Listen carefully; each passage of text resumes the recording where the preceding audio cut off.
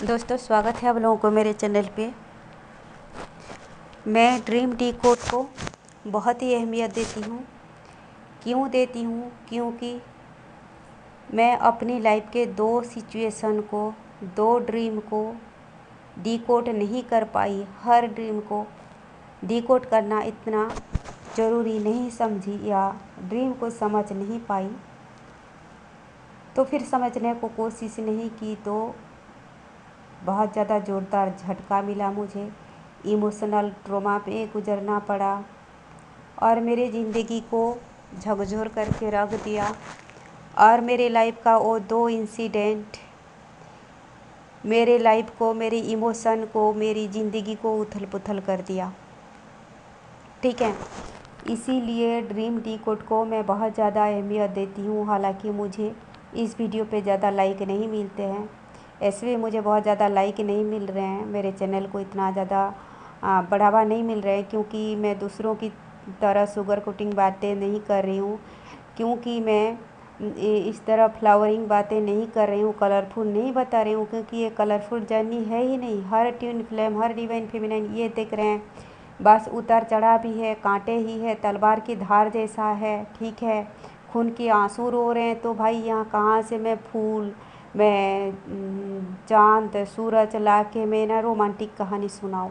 ठीक है, तो जिनको रोमांटिक कहानी सुनना है सुने, और जब लाइफ में उथल पुथल होगा, झटका मिलेगा, ट्रोमा मिलेगा, उन लोगों को भी समझ में आएगा कि मैं सचमुच ये एक रोमांटिक जर्नी नहीं है, एक रोमांटिक स्टोरी नहीं है, ये एक कड़वी सच्चाई है, आत्मा की जर्नी है। ठीक है, जन्मों का सफ़र है, और जन्मों का गैदर किया हुआ कर्म को रिलीज करते वक्त जो दर्द होता है, जो तकलीफ़ होता है, ठीक है, जो आत्मा रोता है, इसमें फूल, चांद, सूरज, कलर, रोशनी नहीं होती।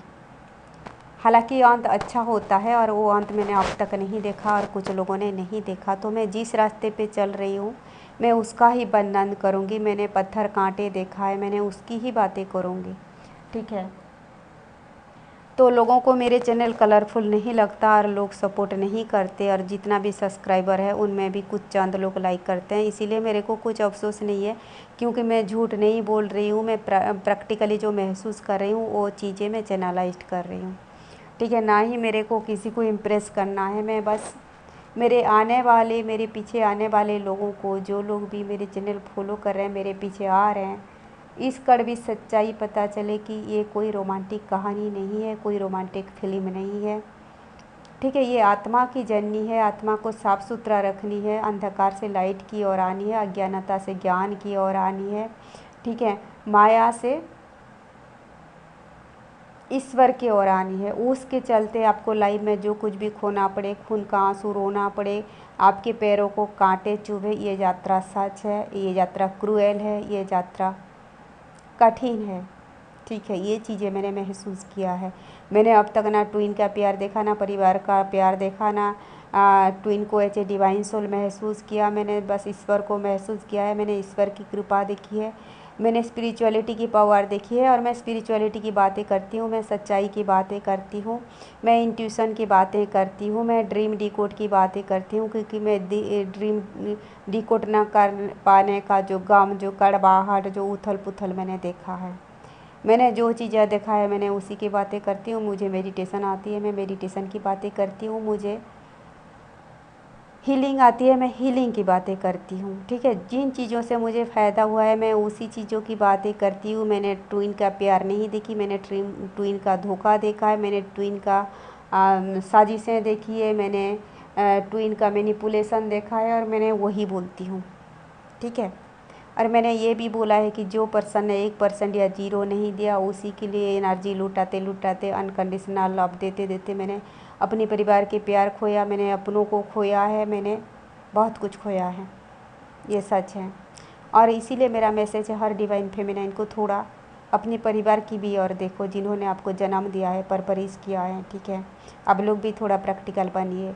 ठीक है, कहीं आप लोग तब रियलाइजेशन ना हो जब मेरी तरह खुद को किसी बहुत ही ज़्यादा अपनों को खोने के बाद पता चले कि भाई मेरे सिर के ऊपर से छत चला गया, मेरे पैर के नीचे से ज़मीन चला गया। ठीक है, और कार्मिक उसको बोलो जिसका मर जाने से, खो जाने से, बिछड़ जाने से आपके आँखों में एक ही बूंद आंसू ना टपके, वही कार्मिक है। जिसको दिल से चाहते हो ये पर्सन छूटे तो मेरा जान छूटे, वही कार्मिक है। ठीक है। जिसको लाइफ से चले जाने के बाद, ज़िंदगी से चले जाने के बाद आपको एक शांति, एक सुकून महसूस हो, वही कार्मिक है। ठीक है। तो मैं ड्रीम डिकोड की बात कर रही हूँ। ठीक है। कुछ ड्रीम डिकोड ना कर पाने से, और आपको अगर लगता है कि ये ड्रीम बहुत ही बेबुनियाद है और इसका इतना अहमियत ना है, और बाद में पता चले कि उस ड्रीम को डिकोड ना कर पाने की वजह से आपने बहुत कुछ खो दिया है। ठीक है। देखिए, ड्रीम तो सच होते ही है। बात यह है कि हम डिकोड कर लेते हैं तो सच्चाई को कबूल कर लेते हैं पहले से, और अगर आप एक सच्चाई को कबूल करने की हिम्मत ना हो और वो सच्चाई सामने आए तो बहुत ज़्यादा दर्द होती है, कांटे की तरह चुभती है, इमोशनल ट्रॉमा में गुजरना पड़ता है। ठीक है। मैंने एक ड्रीम देखा था। ठीक है। बहुत ज़्यादा मेरे को साइकिक अटैक हुआ, रात भर अटैक्स हुआ और ड्रीम देखा एक नदी के उस पार से इस पार एक आदमी ने सीढ़ी लगाया, सीढ़ी जो चलने का सीढ़ी, ठीक है, जो छत की ओर जाने के लिए लगाते हैं, ब्रिज जैसे बनाया। उस पार से इस पार आ गया एक छोटा सा बच्चा, चड़ी पहन के ना रेंग रहा था, उसको उठा के उस पार ले गया। ठीक है। वो सीढ़ी को भी उठा के ले गया और इस पार और उस पार में और कोई ब्रिज ना रहा। ठीक है। और मैंने देखा कि उस पार में और भी बच्चे रेंग रहे हैं। ठीक है। तो मैंने सोचा ये किसी के स्पिरिचुअल बेबी है या किसी डिवाइन फेमिनाइन के बच्चे का मौत होने वाला है। और एक पॉइंट ये है कि जो चीज़ आपको छिपाना है डिवाइन को, वो चीज़ छिपाएगा ही। जो लॉस आपको वक्त से पहले नहीं बताना है, डिवाइन आपको सिंबलिक रूप से ड्रीम में बताएगा, ताकि आप ये शिकायत नहीं करो कि एंजल ने मुझे पहले क्यों नहीं बताया, मेरे स्पिरिट गाइड ने पहले ये बात को मुझे हिंट्स क्यों नहीं दी। उस चीज़ों को ऐसे घुमा फिरा के सिंबलाइज तरीके से आपको पेश किया जाएगा ताकि आप डिकोड ना कर पाओ। डिकोड करो तो किसी और तरीके से करो, और आप डिवाइन को शिकायत ना कर पाओ कि ये चीज़ मुझे पहले क्यों नहीं बताया गया है। जो चीज़ छिपाना है छिपाया जाएगा ही। आप जिनको जो है बचा नहीं पाओगी, वो आपसे लाइफ से बिछड़ के जाएंगे ही। ठीक है। तो मैंने वही ड्रीम देखा तो मुझे लगा किसी डिवाइन फेमिनाइन के बच्चे हैं या किसी के स्पिरिट बेबी है या मेरे स्पिरिट बेबी है। ठीक है। मैंने फिर एंजल को प्रे की, मैंने अपनी स्पिरिट गाइड को प्रे की, मैंने डिवाइन को प्रे की कि ये क्या हो रहा है। मैंने इतना हीलिंग करने के बाद बार बार इतना गहराई से साइकिक अटैक क्यों हो रही है, और मैं बोल रही हूँ मेरे बच्चा को ले गए, मेरे बच्चा को ले गए। ठीक है। मैंने फिर दूसरे दिन ड्रीम आया मेरे को। ड्रीम में बोले, क्योंकि हम जो भी बोलते हैं डिवाइन सुन लेते हैं। दूसरे दिन वही ड्रीम आया, मैं बोल रही हूँ बच्चा उठा के ले गया, बच्चा उठा के ले गया, और मेरे हीलिंग का क्या फ़ायदा, मुझे इतना ज़ोरदार साइकिक अटैक हो रही है। मैंने एंजल को इतना बोल रही हूँ, और एंजल मेरे को एक लिस्ट दे दिए, बोले तुमको जितना हीलिंग आता है उतना ही हीलिंग करो, तुमको ब्लेसिंग्स मिल जाएगी। और वो पूछ रहे हैं कौन सा बच्चा, और बच्चे के बारे में कुछ नहीं बोले। और कुछ दिनों बाद मेरी माँ जो है उस पर सिधार गई। ठीक है।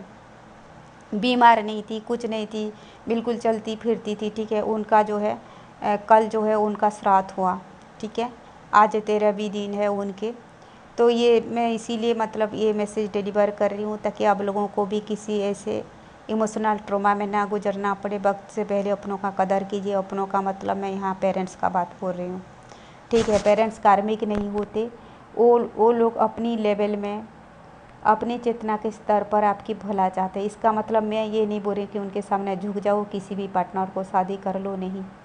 उनके भावनाओं की कदर करो, रेस्पेक्ट करो। ये बोलो कि बिल्कुल पोलाइटली से हमको अभी शादी नहीं करना है, हमको मन नहीं लग रहा है, लेकिन कड़ कटिंग करके प्रोटेक्ट करके उनसे दूर भागने का कोई ज़रूरत नहीं है। और मैंने पहले ये और एक बात भी बोली है, हर परेशान करने वाला, ट्रिगर करने वाला कार्मिक नहीं होता। कोई परेशान है इसीलिए ट्रिगर करता है, किसी को हीलिंग की ज़रूरत है तो भी ट्रिगर करते हैं, और किसी को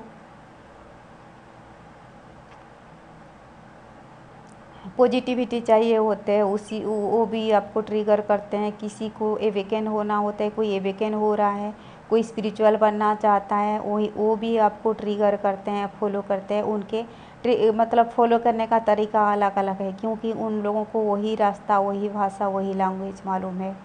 ठीक है।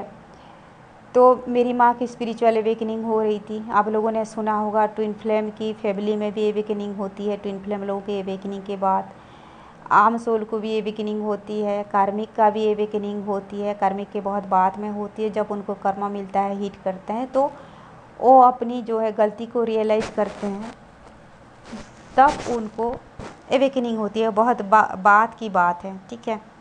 पहले ट्विन फ्लेम की अवेकनिंग होती है, फिर जो है उनके पीछे पीछे उनके घर में जो भी थोड़ा बहुत पॉजिटिव सोल होते हैं, उनके अवेकनिंग होना शुरू हो जाते हैं। 2019 में ही मेरी माँ का अवेकनिंग हो गई है। वो मेरे को जो है 5D में कांटेक्ट करना शुरू कर दी थी।